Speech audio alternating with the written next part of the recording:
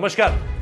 Brazil के राष्ट्रपति Jair Bolsonaro, जी हां, उन्होंने पहली बात तो ये कि जो बाइडेन को राष्ट्रपति बनने की बधाई तक नहीं दी। दूसरी बात वो ये कह रहे हैं कि अमेरिकी राष्ट्रपति चुनाव में धांधली हुई है। मेरे पास पक्के सोर्सेस हैं, नाम भी बता सकता हूं। अगर कोई क्रेडिबल जांच एजेंसी जांच करने के लिए तैयार है तो बता दूंगा कि आखिर ये धांधली कैसे हुई, किसने की और इससे अमेरिकी राष्ट्रपति चुनाव में कितना असर पड़ा है। अच्छा, बोल्सोनारो को लेकर, बोल्सोनारो ही नहीं बल्कि दुनिया के कई राष्ट्राध्यक्ष हैं अभी जिन्होंने अभी तक जो बाइडेन को बधाई नहीं दी है। आपको रूस के राष्ट्रपति व्लादिमीर पुतिन का नाम याद होगा। शी जिनपिंग की तरफ से भी कोई आधिकारिक स्टेटमेंट नहीं आया है। हालांकि चाइना ने इस बात को लेकर के एक पुष्टि जरूर की है कि वो नए राष्ट्रपति के साथ अपने आगे के रास्ते को पहले से ज्यादा बेहतर होता हुआ देख रहे हैं। इस तरह से चीन ने जरूर कहा है, लेकिन head of state Xi Jinping की तरफ से कोई इस तरह का बयान नहीं आया।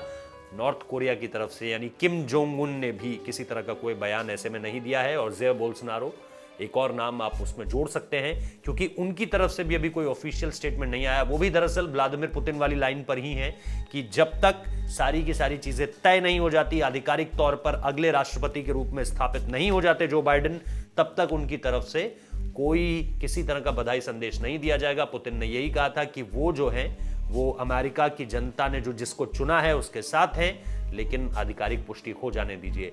अब ऐसे में बोल्सोनारो का यह कहना, क्योंकि देखिए ट्रंप तो लगातार आरोप लगा ही रहे हैं कि ये ऐसे चुनाव हैं जिसमें सबसे ज्यादा फर्जीवाड़ा हुआ है, ये ऐसे चुनाव हैं जिसमें सबसे ज्यादा धांधली हुई है, ये ऐसे चुनाव हैं जिनको लेकर के कभी भी कहीं पर भी विश्वास नहीं किया जा सकता। बार बार अलग अलग जगहों पर वोटों की गिनती को दोबारा कराने की बात कही जा रही है।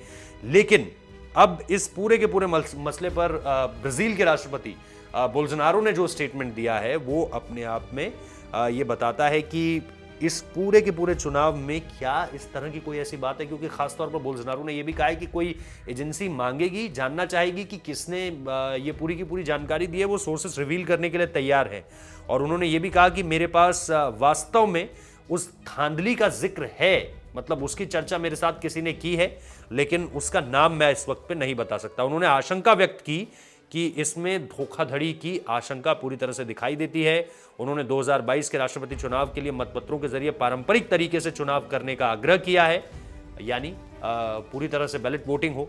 और इसके बाद उन्होंने अभी तक जो बाइडेन को चुनाव में जीत की बधाई नहीं दी है, जिसकी जानकारी मैं आपको दे चुका हूं।